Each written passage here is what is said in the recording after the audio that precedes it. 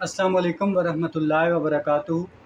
मैं हूं एडवोकेट वकास अली नकवी और आप देख रहे हैं हमारा यूट्यूब चैनल लीगल डिस्कशंस। नाज़रीन, आज हम निकाहनामे के मौजू पे बात करने जा रहे हैं। आज की वीडियो बहुत अहमियत की हामिल है। आप सबसे ये गुजारिश है कि आज की वीडियो पूरी देखें ताकि आपको ये पता चले कि बुनियादी तौर पे ये जो निकाहनामे का फॉर्म होता है ये किस अहमियत का हामिल है। अगर इस निकाहनामे के फॉर्म पे हम कोई प्रॉपर्टी बतौर महर दर्ज करते हैं या कोई भी चीज़ बतौर महर दर्ज करते हैं तो उसकी अहमियत क्या है, कानून इसको किस नज़र से देखता है और कानून में इसकी अहमियत क्या है।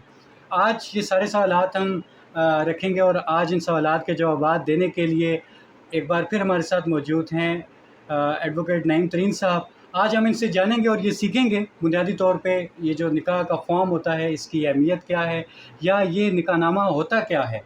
आज ये सारे सवालात हम नईम तरीन साहब के सामने रखेंगे और मौजू को मज़ीद आगे बढ़ाने से पहले आप सबसे ये मेरी रिक्वेस्ट होगी कि हमारे चैनल को ज़रूर सब्सक्राइब करें ताकि आइंदा आने वाली जो वीडियोस हैं आप उनसे अपडेट भी हो सकें और आप क्योंकि हमारी वीडियोस ज़्यादा पब्लिक अवेयरनेस से रिलेटेड होती हैं तो आप अपने राइट्स से आगाही हासिल कर सकें। एक बार फिर सर आपका बहुत बहुत शुक्रिया, आपने हमें वक्त दिया। मेरा सर पहला सवाल आपसे ये है कि बुनियादी तौर पे ये निकाहनामा होता क्या है?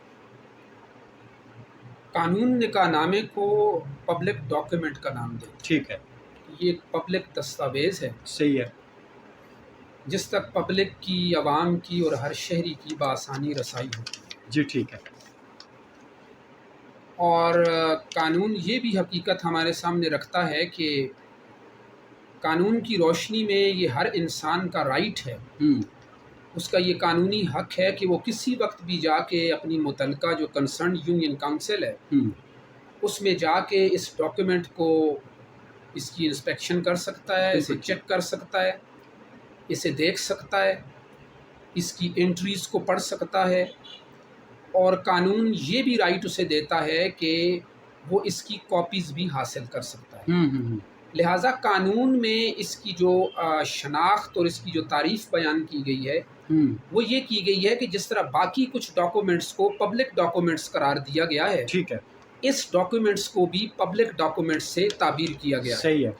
और इसके साथ हम ये कह सकते हैं कि ये वो दस्तावेज़ होती है या ये वो डॉक्यूमेंट होती है जो एक सोशल कॉन्ट्रैक्ट जिसे हम निकाह, ठीक है, या शादी से ताबीर करते हैं, सही है, उसकी बुनियादी ये ओरिजिनल तहरीर होती है, एक तहरीरी सबूत होता है। ठीक, यानी कानून जो है वो निकाह को एक सोशल कॉन्ट्रैक्ट कहता है। ये एक ऐसा समाजी मुआहदा है जो दो फ़रीक़ैन के दरमियान उनकी बाहमी रज़ामंदी के तौर पे, उस नतीजे के तौर पे ये अमल में आता है। ठीक है। कानून और शरीयत की रोशनी में जब कोई भी बालिग़ मुसलमान मर्द और औरत जो है वो अपनी आज़ाद मर्ज़ी के साथ मजलिस में निकाह के गवाहों की मौजूदगी में ईजाब व कबूल कर लेते हैं और एक दूसरे को बहसियत मियाँ बीवी तस्लीम कर लेते हैं तो ये एक मुआहदा कर लेते हैं। ठीक है। अब ये एक मुआहदा है तो बाकी मुआहदों की तरह जिस तरह का कानून बाकी कॉन्ट्रैक्ट्स को, बाकी एग्रीमेंट्स को भी ऐसी हालात में मुनासिब ये समझता है कि उनको रजिस्टर्ड कर लिया जाए, उनको रिटन फॉर्म में ले लिया जाए और उनको तहरीर कर लिया जाए। बिल्कुल सही। क्योंकि हर मुआहदे को जब आप तहरीर कर लेंगे तो कानून इसे मुनासिब समझता है और इसे अच्छा समझता है। बिल्कुल सही है। लिहाजा इस निकाह को जो एक सोशल कॉन्ट्रैक्ट है इसे भी जब आप तहरीर कर लेते हैं, दर्ज कर लेते हैं, तो आप वो जिस फॉर्म पर इसे दर्ज करते हैं, जिस डॉक्यूमेंट पर इसे दर्ज करते हैं उसे निकाहनामा कहते हैं। ठीक है, बिल्कुल सही। ये एक फॉर्म होता है जिस पर निकाह की शराइत और दोनों फ़रीक़ैन के जो दरमियान जो मुआहदा तय पाया जाता है उसके कवायद दर्ज किए जाते हैं। यानी मुआहदे के जो कॉन्टेंट्स होते हैं वो इसमें दर्ज होते हैं। बुनियादी तौर पे ये जो निकाह का फॉर्म होता है, कौन सी ऐसी अथॉरिटी है जो कॉम्पिटेंट है जो इसको अपने पास रखती है? देखिए, सबसे पहले तो यूनियन काउंसिल निकाह रजिस्ट्रार जो मुकर्रर करती है उसकी बाकायदा फ़ीस होती है, उसको बाकायदा निकाह रजिस्टर दिया जाता है जिस पर वो रजिस्टर इन निकाह नामों के फॉर्म्स पर मुश्तमिल होता है। ठीक है। हर फॉर्म का अलहदा सीरियल नंबर लिखा हुआ होता है। ठीक है। उसका वार्ड का नाम लिखा होता है जिस वार्ड का वो निकाह रजिस्ट्रार होता है।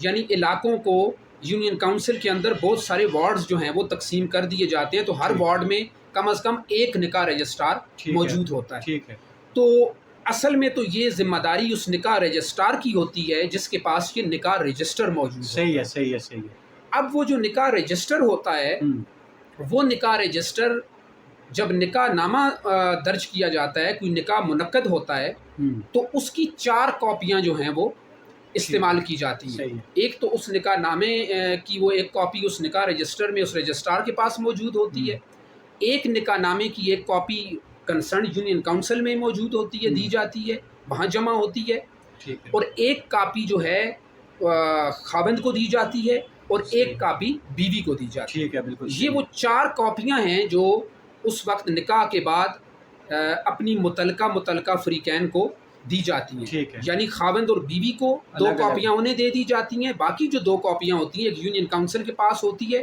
اور ایک نکاح رجسٹرار کے پاس ہوتی ہے۔ تو بیسیکلی نکاح رجسٹر جو ہے وہ صرف اور صرف نکاح رجسٹرار کی کسٹڈی میں ہوتا ہے۔ ٹھیک ہے۔ اور اس کے بعد جو 4 پرت ہوتے ہیں وہ ایک بیوی کو، ایک خاوند کو اور ایک نکاح رجسٹرار کے اندر اور ایک یونین کاؤنسل کے سیکرٹری کے پاس جمع کروا دیا جاتا ہے۔ ٹھیک ہے۔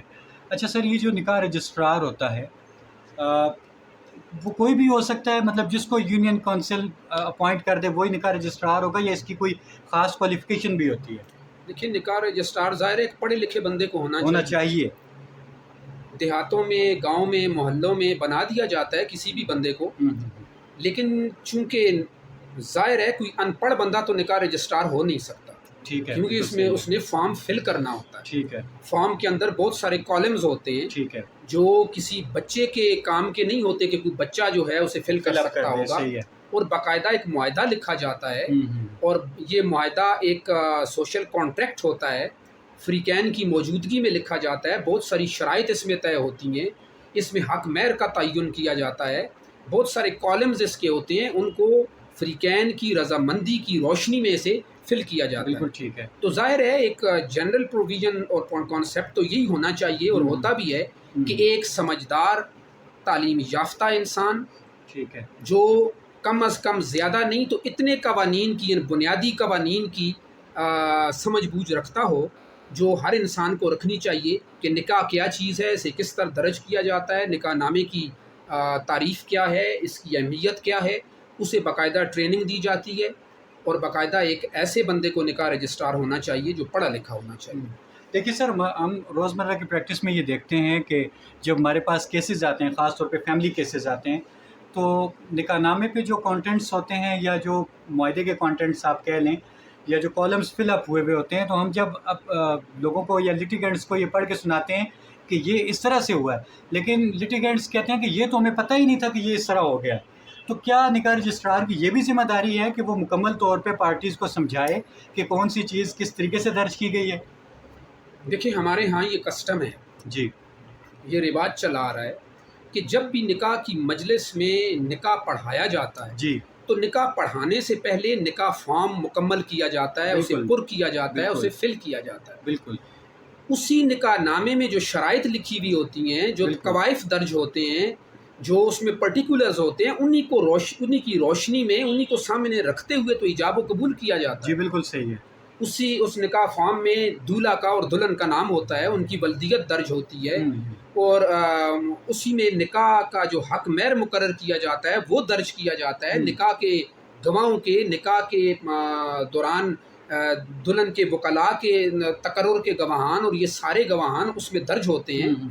تو وہ جب سارا نکاح نامہ درج کر دیا جاتا ہے تو معاہدہ کمپلیٹ ہو جاتا ہے، بالکل، یعنی تحریری طور پہ آپ کا معاہدہ ایک عملی شکل اختیار کر گیا۔ اب اسی تحریری معاہدے کی روشنی میں نکاح اناؤنس کیا جاتا ہے، ایجاب و قبول کیا جاتا ہے، اور نکاح خان جو ہے وہ بلند آواز میں اسی حق مہر کو اناؤنس کر کے ایجاب و قبول کرواتا ہے۔ جی۔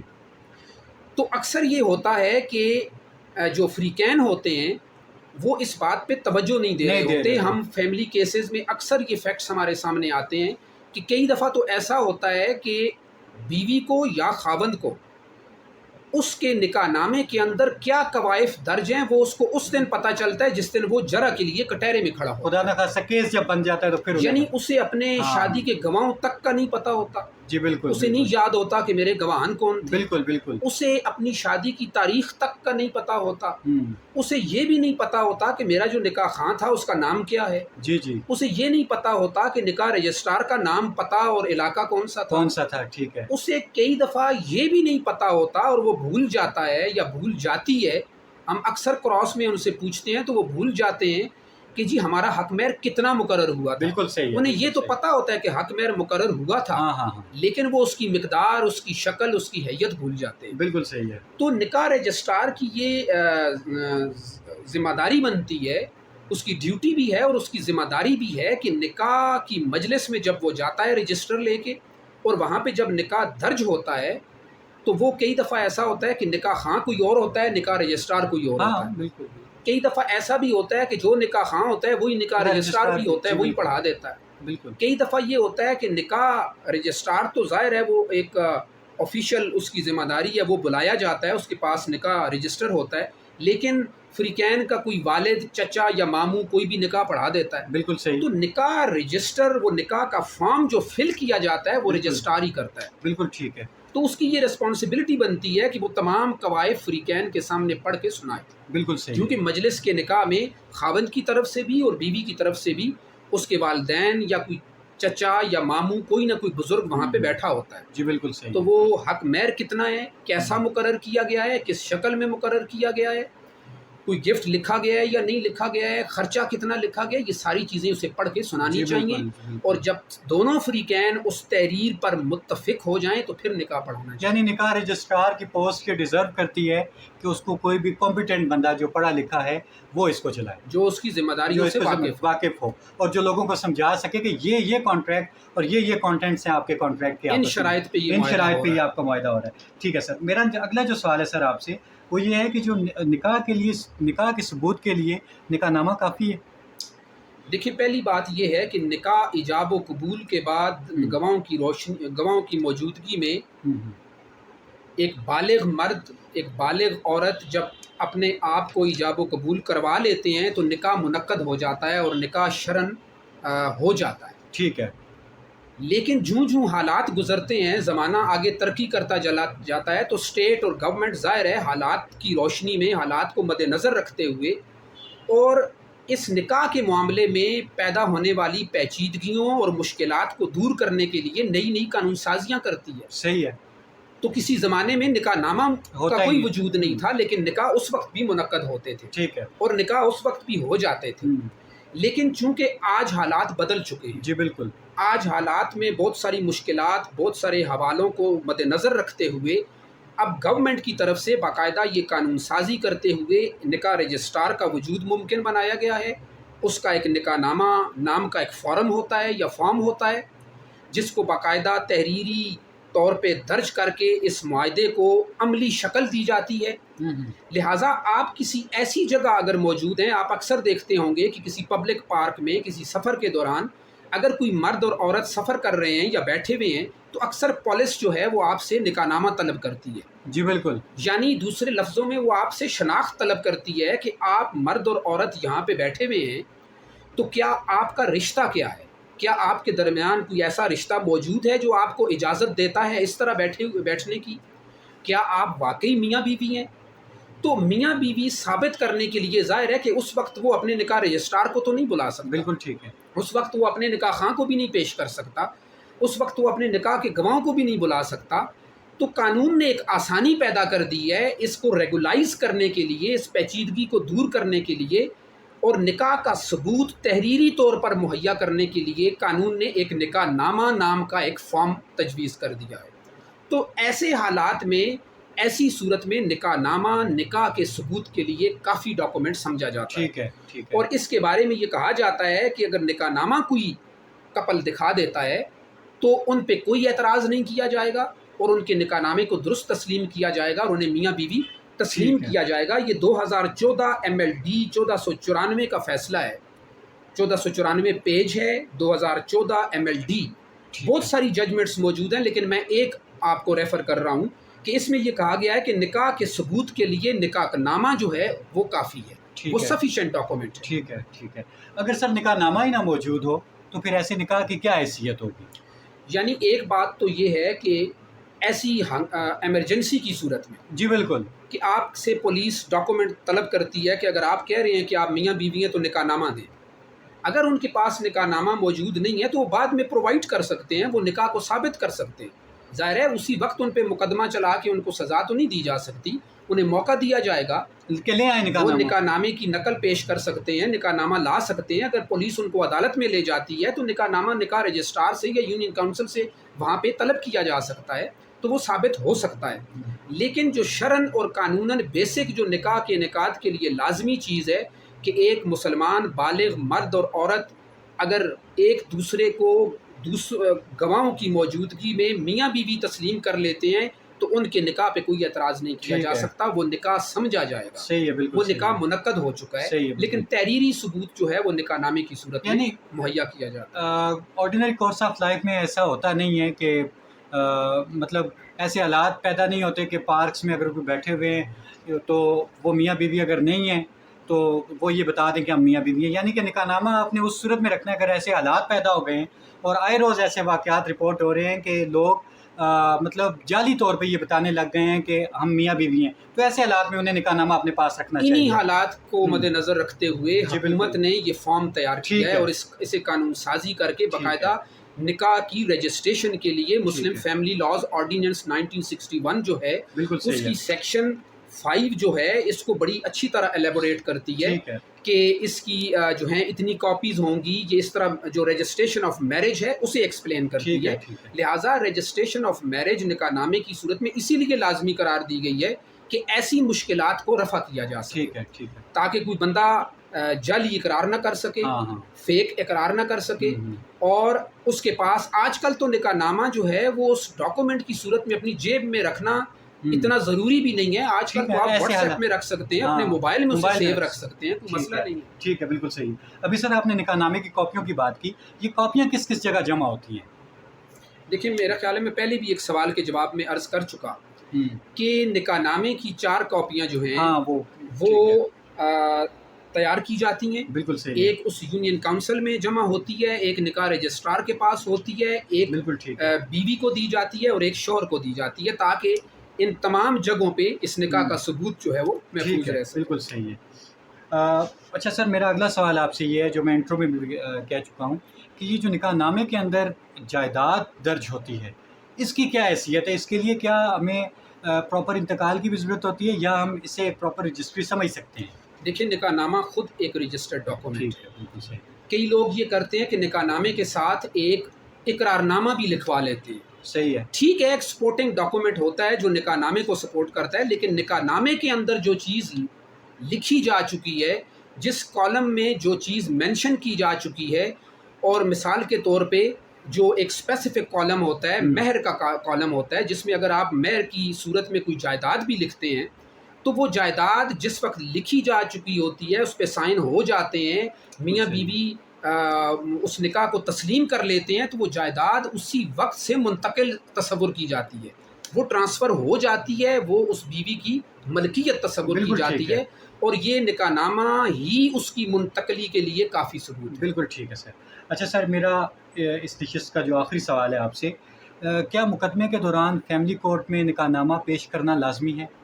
دیکھیں نکاح نامہ ظاہر ہے فیملی کورٹ میں آپ کو مقدمہ کرتے ہیں تو یہ آپ کو بیس فراہم کرتا ہے. ٹھیک ہے. لیکن قانون یہ کہتا ہے کہ اگر دونوں فریقین یا دونوں میں سے کوئی فریق جی صحیح ہے مقدمے کے دوران نکاح پر کوئی اعتراض کر دیتے ہیں، جی بالکل ٹھیک، اگر نکاح ڈسپیوٹیڈ ہو گیا ہے تو پھر آپ نکاح نامہ پیش کریں گے اور نکاح رجسٹرار کو پیش کریں گے اور نکاح خواں کو پیش کریں گے، کیونکہ آپ نے نکاح نامے کو اور نکاح کو ثابت کرنا ہے. ٹھیک ہے. اگر نکاح نامے پر اس کے مہر پر، اس کے کسی کالم پر، اس کی کسی انٹری پر اور اس کی صحت پر کوئی آبجیکشن کسی فریق کی طرف سے نہیں کیا گیا تو پھر نکاح نامے کو اگر دونوں فریقین دعوے کے مطابق تسلیم کرتے ہیں تو پھر اگر نکاح نامہ نہیں بھی موجود ہے وہ ڈاکومنٹ تو نکاح کا وجود جو ہے وہ اسی طرح موجود رہے. بعض اوقات دیکھنے میں یہ آتا ہے کہ کوئی بھی ایک پارٹی چاہے وہ لڑکے کی طرف سے ہوں یا لڑکی کی طرف سے ہوں نکاح نامے میں فیک انٹریز کر دیتی ہیں، تو ایسی صورت میں بھی نکاح نامہ جو اصلی آپ کے پاس جو آپ کو at the time of marriage provide کیا گیا ہے